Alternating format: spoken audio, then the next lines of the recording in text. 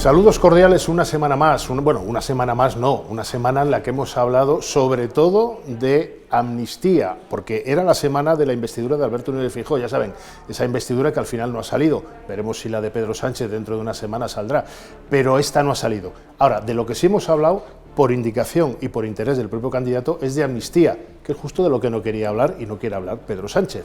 Para hablar de amnistía, de esa ley de la que sabemos poco, por no decir nada, hemos traído esta semana aquí al cara a cara de Voz Populi a alguien que sabe mucho, lleva muchísimos años ejerciendo el derecho penal, ejerciéndolo también en las aulas, enseñando a los futuros juristas.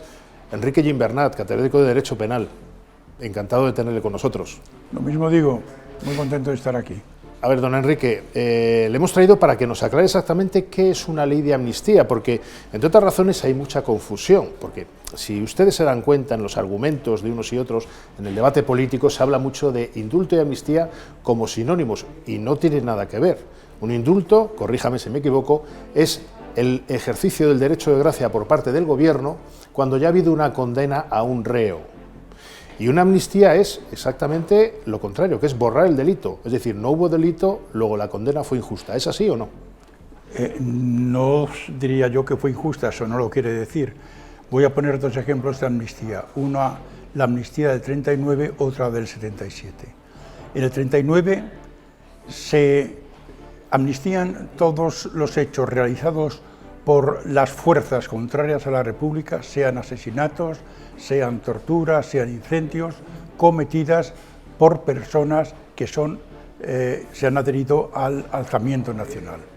Entonces, sobre esas personas, la amnistía significa que si están condenados, se borra, se extingue la responsabilidad criminal, se cancelan los antecedentes penales y es como si no hubieran cometido nunca ningún delito. Y si todavía no están en trámite de instrucción, entonces se dicta un auto de sobreseimiento libre y desaparecen los antecedentes penales tanto en un caso como en otro. Es como si no existiera nunca el delito, pero va limitado a determinadas personas, es decir, a los falangistas, por ejemplo, que habían dado paseos en determinados delitos, porque el asesinato sigue siendo delito para todos los demás y eso no se amnistía.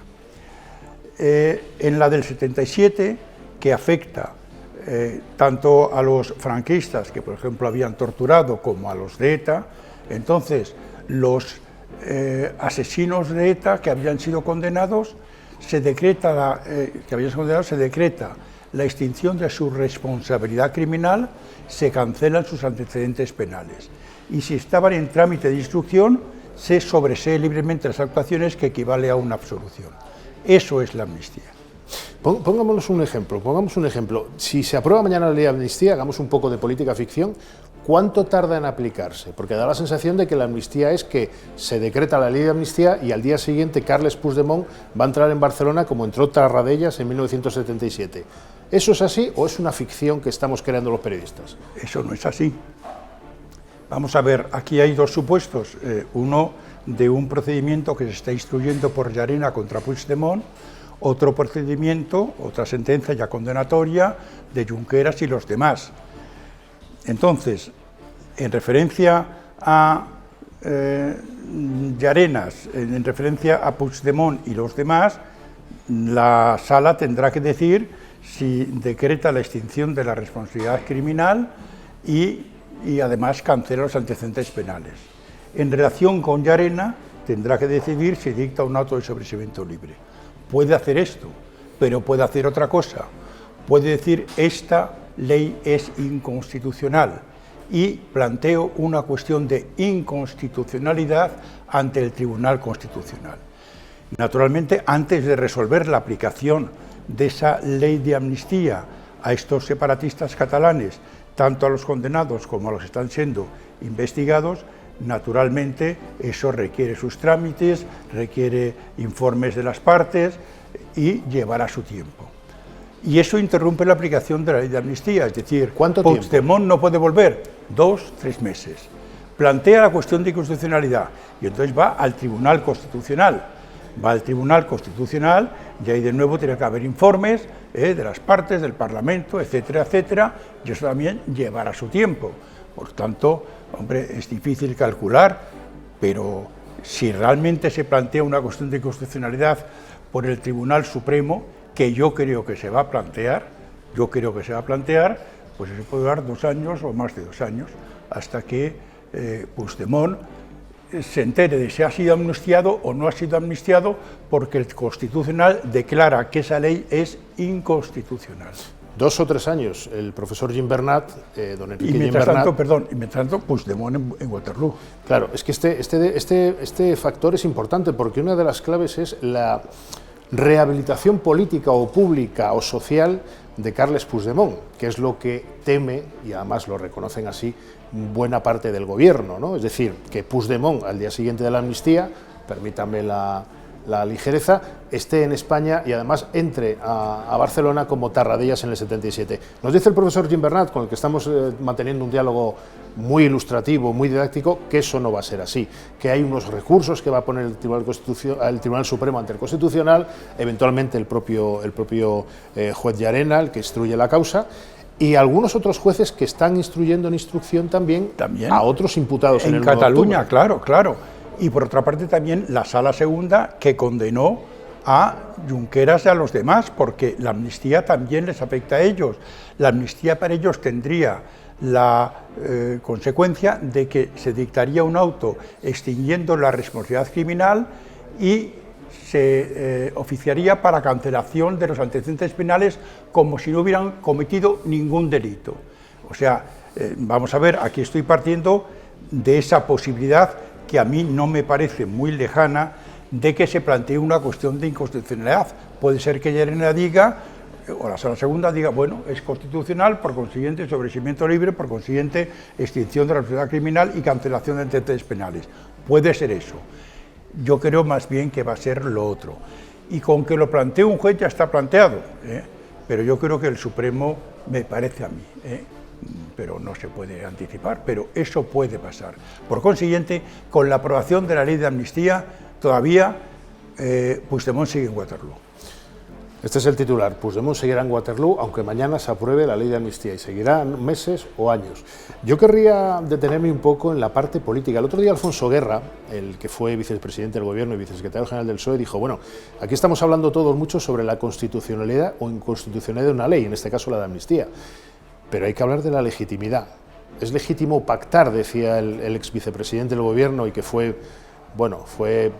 director, o sea, dirigente de socialista de máxima relevancia con Felipe González. ¿Es legítimo pactar con la persona a la que va a ser aplicada una ley de amnistía, esa ley de amnistía? Y hacía esta pregunta retórica, teórica, sobre legitimidad política. ¿Usted cómo lo ve? Vamos a ver, un argumento que existe en contra de la constitucionalidad de la amnistía es que el indulto general está prohibido por la Constitución. El artículo 62.1 de la Constitución dice que quedan prohibidos los indultos generales. ¿Qué manía de prohibir los indultos generales? ¿Por qué se prohíben? Los indultos generales, que durante el franquismo se promulgaron 13 indultos generales, claro, son unos indultos que no tienen para nada en cuenta las particularidades de las personas. No es como el indulto particular, que exige informes y que después de 2 sentencias del Tribunal Supremo de la Sala Tercera tienen que venir motivados. Si el Tribunal Sentenciador y la Fiscalía están a favor del indulto, entonces el Gobierno puede decir, me remito a ellos. Pero si están en contra, el Gobierno tiene que motivarlos. Y, por ejemplo, un indulto, que es totalmente razonable, es, para dar un caso práctico, el de un drogadicto que vendía papelinas de cocaína, que está rehabilitado, que tiene ya su vida familiar y que va a ingresar en prisión, pues se le indulta porque ahí la pena no tiene ningún sentido. El indulto, sin embargo, el indulto está generalizado, y esto en el franquismo se hacía cuando se proclamaba papa a Pablo VI, o cuando había el año jubilar compostelano y se decía, bueno, hay que regodearse, también los condenados, pero era una cosa totalmente indiscriminada. Bien, si eso ahora lo prohíbe la Constitución, ¿por qué prohíbe también la amnistía, que es todavía mucho más? Porque el indulto general no cancela los antecedentes penales, y reduce la pena pues en la mitad o en una cuarta parte. Claro, es que realmente el Código Penal es una cosa muy seria. No se puede decir, bueno, el homicidio son 10 años, son 10 años para todo el mundo, menos para el señor. Si ahora vienen indultos generales, ahora se promulga un indulto general. Y entonces se dice, bueno, a partir de ahora, los que estaban condenados a 10 años por homicidio, 5 años. Pero al que le toca un día después, ese se queda con 10 años. Oye usted, el derecho penal es una cosa muy seria. Si realmente basta con 5 años, ¿por qué van a sufrir los otros 10 años? El derecho penal es una cosa muy seria y no es caótica. Pues lo mismo digo en referencia a la amnistía, que todavía es mucho más. ¿Qué es eso de que resulta que se amnistíen las malversaciones? Porque en estos momentos lo más grave para Puigdemont y para los condenados son las malversaciones una vez que se ha suprimido el delito de sedición, que son 8 o 12 años de prisión. Entonces, ¿por qué a ellos, que se han gastado millones de euros de fondos públicos en montar un referéndum que hemos pagado todos los españoles, y es el colmo, lo hemos pagado para que se segreguen de España a los españoles que hemos pagado ese referéndum? O sea, que esas malversaciones de millones de euros para ellos no cueste nada, y para un señor que es un alcalde y que malversa 50.000 euros, que para ese sí que hay que castigarle, pero eso qué política criminal es, eso no tiene ni pies ni cabeza, y por eso está prohibida la amnistía. Y vuelvo a decir, la amnistía, como tiene carácter general y como además no se hace mediante un expediente de amnistía, sino que se hace una genérica, si el indulto general, que es una medida de gracia menos gravosa, está prohibida, vamos, que no va tan lejos, está prohibida, con mayor motivo tiene que estar una medida de gracia como la amnistía, que va mucho más lejos. Si está prohibido lo menos, tiene que estar prohibido lo más. Desde el gobierno se argumenta que también otros gobiernos amnistiaron, y hablan en concreto de la famosa amnistía fiscal de Montoro en tiempos del gobierno de Mariano Rajoy. ¿Hay alguna concomitancia entre una amnistía fiscal y lo que está proponiendo ahora el independentismo? El gobierno todavía no ha dicho esta boca es mía. O sea, se refiere al Real Decreto de 2012. Vamos a ver. El Real Decreto de 2012, el Real Decreto Ley, no es una amnistía en el sentido que se dice quedan amnistiados los delitos contra la hacienda pública cometidos por no sé cuántos, los que regularicen antes, era una fecha, me parece que era octubre de 2012. Bueno, vamos a ver, independientemente de que algo se parece a la amnistía, pero no es una amnistía, porque ¿qué sucede con los delitos contra la hacienda pública? En un delito contra la hacienda pública, si antes de que se me abra un expediente sancionador por la administración tributaria, o antes de que se haya iniciado un procedimiento penal contra mí, antes, yo regularizo y pago en los ingresos más el IRPF que correspondía, entonces ahí hay una excusa absolutoria en el Código Penal. ¿Qué es lo que hace el Real Decreto de Amnistía, el Real Decreto Ley de Montoro? Lo que hace es lo siguiente: a todos aquellos a los que todavía no se les ha iniciado ningún expediente sancionador por la administración tributaria, ni ningún procedimiento penal, si regularizan y pagan el 10%, entonces quedan exentos de responsabilidad criminal. Pero bueno, eso también pasa ahora en el sentido de que el delito contra la hacienda pública, mientras uno regularice, si antes no ha habido una actuación de carácter sancionador por la administración o por un tribunal o por un juzgado, si antes no ha habido eso, se regulariza y no existe. Y aquí lo que se hace es que la regularización, en vez de ser el 43%, se le da el 10%. O sea, eso no es una amnistía, ni había un... Hombre, algo se parece, pero eso no es una amnistía.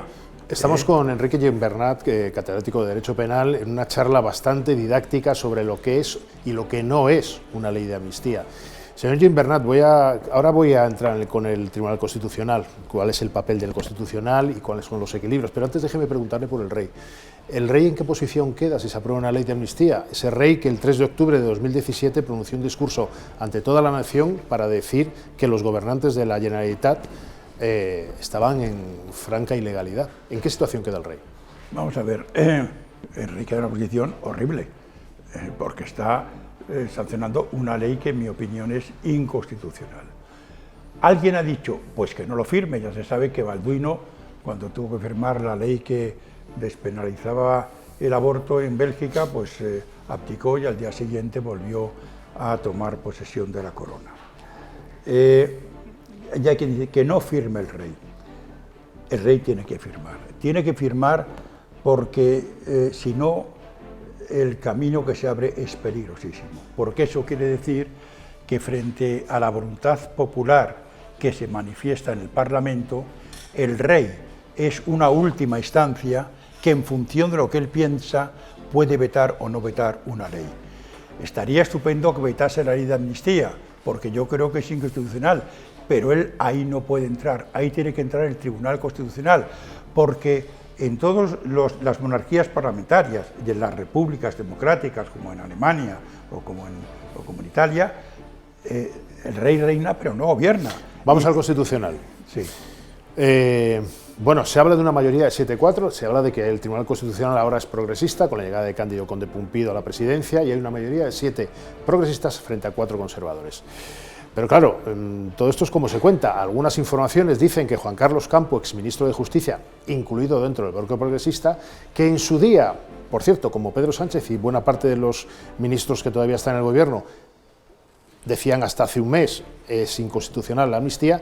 Bueno, Juan Carlos Campo, que ahora es magistrado del Constitucional, parece que no estaría dispuesto a sancionar esa ley como constitucional y que sigue pensando que cualquier ley de amnistía es inconstitucional en España.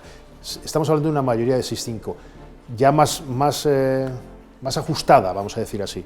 ¿En qué papel queda el Constitucional? 6-5, o sea, vamos a ver, es decir, si vamos por bloques, y yo no quiero ir por bloques, yo conozco a Cándido, a mí Cándido me parece un gran jurista, soy amigo suyo, bueno, vamos a ver, no se puede anticipar qué es lo que va a hacer, porque además pues puede pasar a la historia si realmente, bueno, si él dice que es constitucional, pues no tengo por qué dudar de su honestidad y de su sabiduría, que es mucha. Pero si vamos a los bloques, que son 7-4, con que 2 del bloque constitucional, del bloque progresista, se pasen al bloque conservador, ya tendríamos 6-5. Sí. Porque claro, hay un magistrado conservador que es un catedrático de Derecho del Trabajo de mi universidad, que tuvo un ictus y que bueno, pues ha dimitido como magistrado del Constitucional. Es una plaza que corresponde al Senado y esa no se ha renovado. Por tanto, no son 12, sino que son 11, con lo cual el voto de calidad del presidente aquí no puede contar porque es un número impar. Entonces, bueno, con que se pasen 2, pues ya estamos 6-5. Y yo creo que, bueno, es un tema que yo estoy convencido que se van a estudiar muy a fondo, y quiero creer que van a decir que en efecto es inconstitucional, porque es que me parece que es de cajón, que es inconstitucional. Don Enrique Gimbernat, la verdad es que el diálogo es maravilloso, es un tema arduo, es complicado de explicar para nosotros los periodistas, para ustedes de entenderlo, pero creo que el señor Gimbernat nos ha dejado varias claves. Yo sí me quedo con un titular, es de que si mañana se aprueba la ley de amnistía, Puigdemont no va a venir al día siguiente y probablemente ni el año siguiente. Es decir, que vamos a tomárnoslo con más calma de la que nos lo estamos tomando ahora en términos de debate social y político. Señor Gimbernat, muchísimas gracias por estar con nosotros. Muchas gracias a su casa. Muchas gracias. Y a todos ustedes, pues nada, les emplazo a otro programa del Cara a Cara de la semana próxima, que seguro que habrá algún tema de actualidad. Espero que no sea de amnistía, porque ya saben que es el monotema. Hasta el sábado que viene.